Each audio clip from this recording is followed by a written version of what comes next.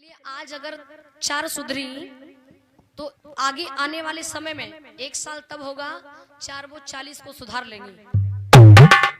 अब main point पर आइए।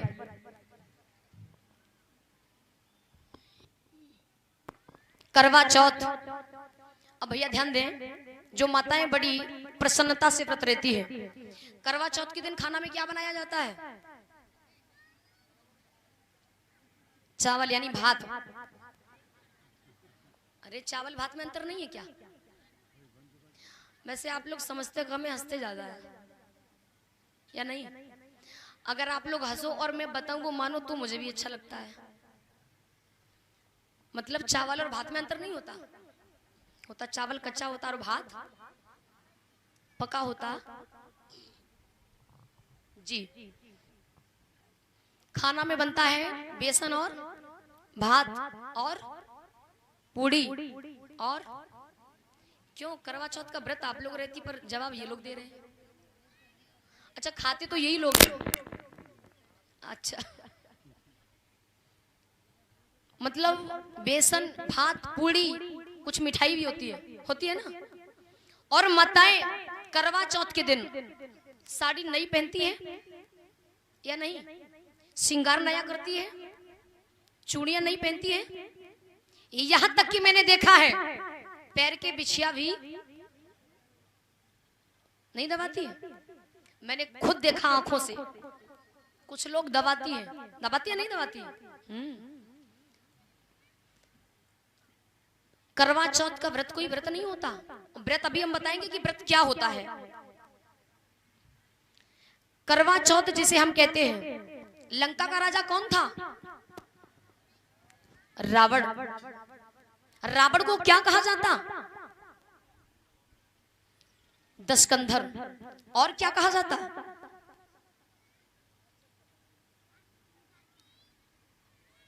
रावण को ब्राह्मण भी कहा जाता।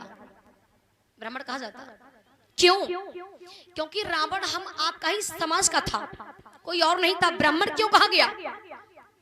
क्योंकि उस समय रावण से बड़ा कोई विद्वान नहीं था, जिसे वेद पुराण शास्त्र सारे इतिहासों की जानकारी होती है, यानी कि जिसे सारे ब्रह्मांड की जानकारी होती है, उसे हम ब्राह्मण कहते हैं।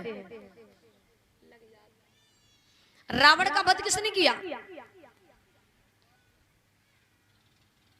राम ने। लेकिन लोगों ने क्या कहते?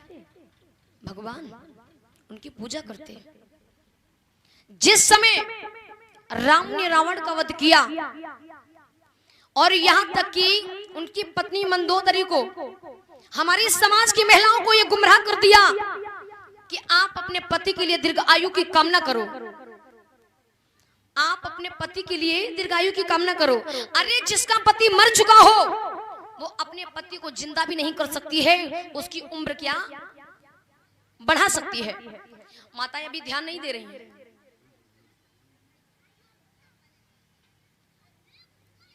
तो उसी समय, यानी अब ध्यान दे, जब हम आपके यहां कोई खत्म होता है, जब कोई खत्म हो जाता है, अरे क्या कहते, पतरी काढ़ी जाती, पता नहीं कुछ बोलते हैं जी। उस समय उस दिन खाना में क्या बनता है?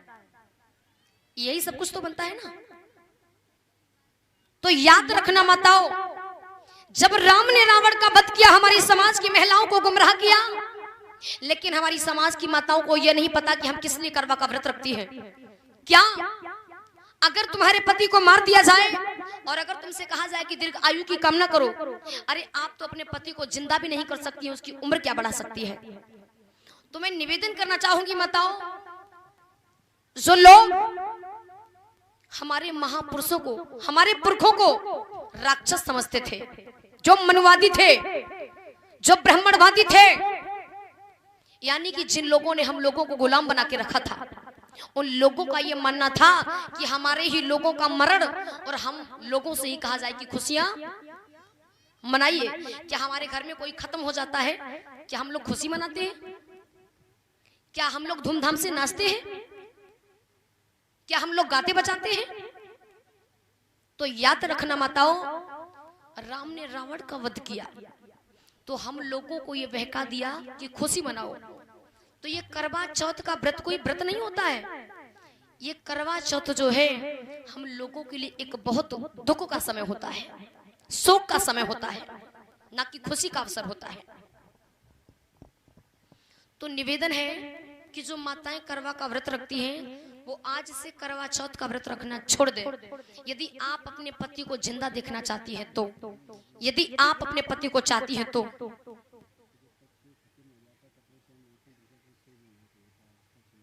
और साथ ही साथ अरे एक छोटी सी बात, आप जो साड़ी नहीं पहनती हैं, बिछिया नहीं दबाती हैं, श्रृंगार नया करती है, एक माँ का जब पति खत्म हो जाता है तभी तो उस माँ के साथ ये किया जाता है, तभी तो होता ना।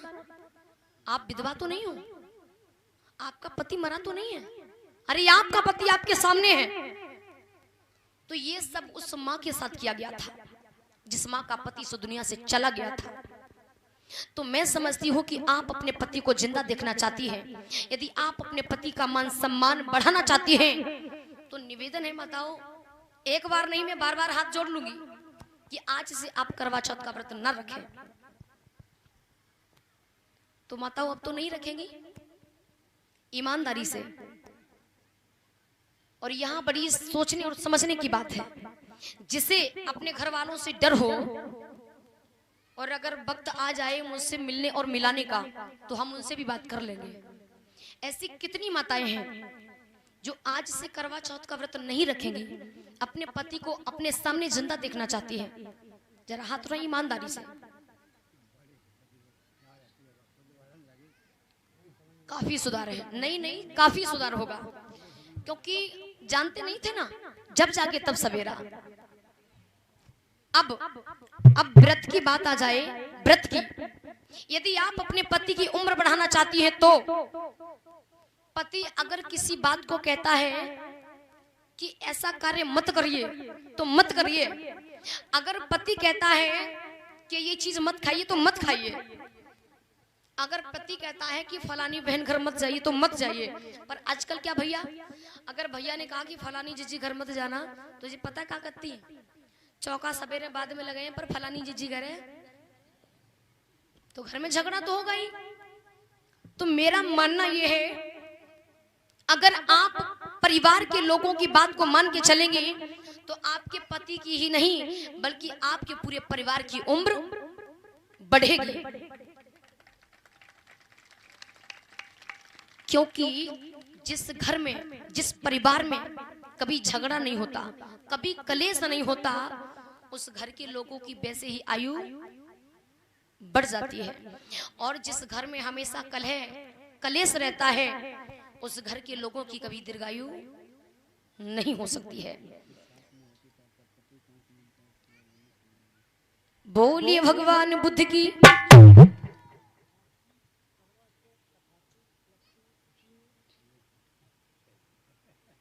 और इन्हीं शब्दों पर खुश होकर के, क्योंकि सम्मान के लिए एक पुष्प ही बहुत बड़ा होता है। ये दादाजी 10 राष्ट्रीय मुद्राओं का दान दे रहे, तथागत शिव प्रदान करें, सिर हमेशा इनकी रक्षा करें। कहीं समझ तो आया ना।